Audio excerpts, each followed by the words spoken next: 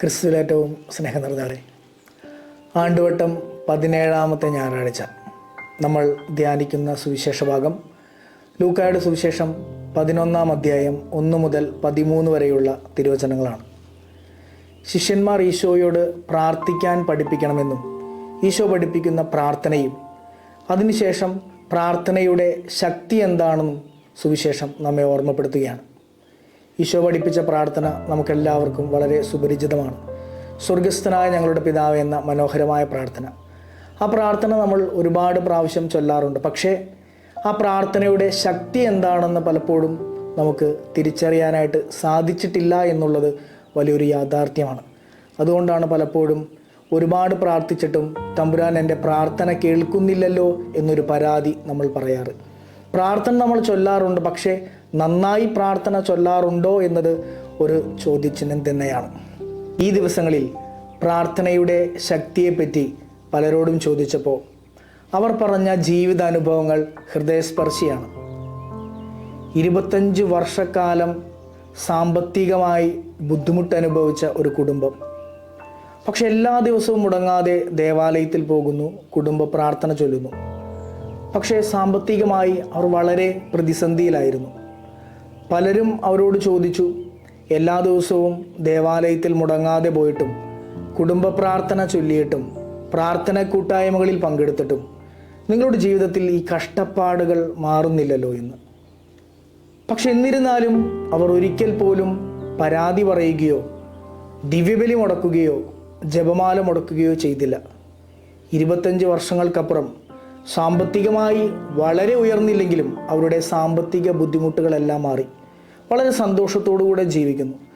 പ്രിയമുള്ളവരെ, പ്രാർത്ഥനയുടെ ശക്തി എന്നാൽ എന്ത് എന്നൊരു ചോദ്യം നമ്മളെ പലരും ചോദിക്കും.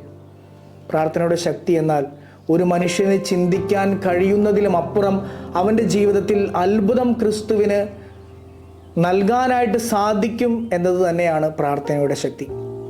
മറ്റൊരു സഹോദരി പങ്കുവച്ചത് തൻ്റെ പ്രിയപ്പെട്ട കുടുംബാംഗങ്ങൾ തൻ്റെ ജീവിതത്തിൽ വ്യക്തിപരമായൊരു സംഭവം ഉണ്ടാവുകയും എന്നാൽ അതിൽ തൻ്റെ കുടുംബാംഗങ്ങൾ മുഴുവൻ ആ സഹോദരിയെ കുറ്റപ്പെടുത്തുകയും ചെയ്തു. ഒരിക്കൽ പോലും ആ മാതാപിതാക്കളോ സഹോദരങ്ങളോ സഹോദരിമാരോ തൻ്റെ ഭാഗം കേൾക്കാൻ ഒരു സന്മനസ് കാണിച്ചില്ല എന്നുള്ളൊരു സങ്കടം ആ സഹോദരിയെ വലിയ പ്രതിസന്ധിയിലാഴ്ത്തി. ആ സമയത്തൊക്കെ പ്രാർത്ഥനയും പ്രാർത്ഥനയുടെ ശക്തിയുമാണ് ജീവിക്കാൻ പ്രേരിപ്പിച്ചതെന്ന് വളരെ കണ്ണീരോടുകൂടെ ആ സഹോദരി പങ്കുവച്ചു. ഇന്ന് ആ കുടുംബം മുഴുവൻ ആ സഹോദരിയുടെ വിജയത്തെ ഓർത്താണ് അഭിമാനിക്കുന്നത്. പ്രിയപ്പെട്ടവർ പലരും ഇതുപോലെ നമ്മെ കുറ്റപ്പെടുത്തിയിട്ടുണ്ടാകാം, നമ്മുടെ ഭാഗം കേൾക്കുവാൻ സന്മനസ് കാണിക്കാതിരുന്നിട്ടുണ്ടാകാം. പക്ഷേ തമ്പുരാൻ നമ്മെ കേൾക്കാൻ എപ്പോഴും കാതോർത്തിരിക്കുന്നുണ്ട്. പ്രിയമുള്ളവരെ, പ്രാർത്ഥന നൽകുന്നത് വലിയ സമാധാനമാണ്, രോഗസൗഖ്യമാണ്, സമൃദ്ധിയുടെ നിറവുകളാണ്. ബൈബിൾ മുഴുവൻ പ്രാർത്ഥനയാണ്. നമുക്കറിയാം, ദാനിയേൽ അവനെ സിംഹത്തിൻ്റെ കുഴിയിലേക്ക് വലിച്ചെറിയപ്പെട്ടപ്പോഴും വിശന്നു വലഞ്ഞ ആ സിംഹം പോലും അവനെ ഉപദ്രവിക്കുന്നില്ല. പിറ്റേ ദിവസം ആ രാജാവ് അവനോട് ചോദിക്കുന്ന ഇങ്ങനെയാണ്, നീ പ്രാർത്ഥിച്ച നിന്റെ ദൈവം നിന്നെ രക്ഷിച്ചോ? അവൻ പറഞ്ഞത്, ഞാൻ ദൈവത്തിനെതിരായി തെറ്റൊന്നും ചെയ്തില്ല, ദൈവം എന്നെ രക്ഷിച്ചു എന്നതാണ്. പ്രാർത്ഥനയുടെ ശക്തി അതാണ്. ഇനി ഈജിപ്തിൻ്റെ അടിമത്തത്തിൽ നിന്ന് മോശ ഇസ്രയേൽ ജനത്തെ രക്ഷിച്ചു കൊണ്ടുവരുമ്പോഴും ആ ജനം മുഴുവൻ കർത്താവിനെതിരെ സംസാരിക്കുന്നുണ്ട്. എന്നാൽ മോശയുടെ പ്രാർത്ഥന മൂലം കർത്താവ് ആ ജനങ്ങളോട് ക്ഷമിക്കുന്നു. ഇനി മുന്നോട്ടുള്ള പാത തെളിയാതെ നിൽക്കുമ്പോഴും കരങ്ങളുയർത്തി പ്രാർത്ഥിച്ചപ്പോൾ കടൽ പോലും അവർക്ക് വഴിയായി തെളിയുന്നു.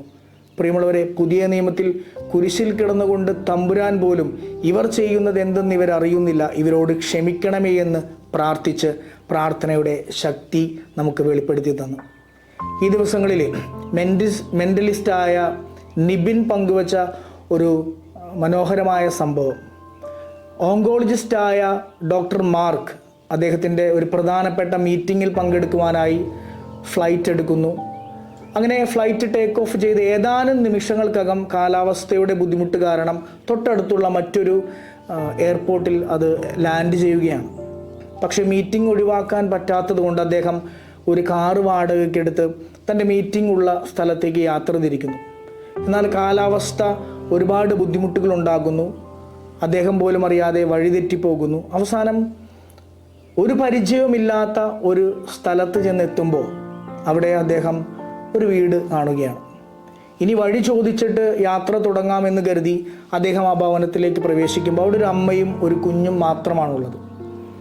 അദ്ദേഹത്തിൻ്റെ ആവശ്യം പറഞ്ഞു. അപ്പോൾ അമ്മ പറഞ്ഞു, ഇനി കാലാവസ്ഥ ശരിയായിട്ട് യാത്ര തുടങ്ങാം, ഇവിടെ വിശ്രമിക്കൂ. അങ്ങനെ ഭക്ഷണമൊക്കെ കൊടുത്ത് ആ അമ്മ പ്രാർത്ഥിക്കാനായിട്ട് പോകുന്നു. ഈ അമ്മ പ്രാർത്ഥിക്കുന്നത് കണ്ടപ്പോൾ ഈ ഡോക്ടറിന് അവരോട് പുച്ഛമാണ് തോന്നിയത്. അവസാനം പ്രാർത്ഥന കഴിഞ്ഞ് തിരികെ വന്ന ആ അമ്മയോട് ഈ ഡോക്ടർ ചോദിച്ചത്, പ്രാർത്ഥിച്ചതുകൊണ്ട് നിങ്ങളുടെ ജീവിതത്തിൽ നിങ്ങൾക്ക് എന്തെങ്കിലും ലഭിച്ചോ എന്നാണ്. ആ അമ്മ ചിരിച്ചുകൊണ്ട് പറഞ്ഞു, ഈ തൊട്ടിലിൽ കിടക്കുന്ന എൻ്റെ മകന് വേണ്ടിയാണ് ഞാൻ പ്രാർത്ഥിച്ചത്. എൻ്റെ മകന് ക്യാൻസറാണ്. ഈ ലോകത്തിൽ അവനെ രക്ഷിക്കാനായിട്ട് ലോകത്തിലെ പ്രശസ്തനായ ഡോക്ടർ മാർക്കിന് മാത്രമേ സാധിക്കൂ. ഞാൻ ആ ഡോക്ടറിനെ കണ്ടിട്ടില്ല, സംസാരിക്കാൻ കഴിഞ്ഞിട്ടില്ല. ഞങ്ങൾക്ക് സാമ്പത്തികമായി അത്രയും ബുദ്ധിമുട്ടിലുമാണ്. ഇത് കേട്ടപ്പോൾ ആ ഡോക്ടർ വളരെ അത്ഭുതപ്പെട്ടു. കാരണം തന്നോട് തന്നെയാണ് ഈ മാതാവ് ഇവരുടെ സങ്കടങ്ങൾ പങ്കുവയ്ക്കുന്നത്. ആ ഡോക്ടറിൻ്റെ ജീവിതത്തിൽ ഉണ്ടായ സംഭവങ്ങളെല്ലാം അദ്ദേഹം ഒന്ന് ഓടിച്ചു നോക്കി.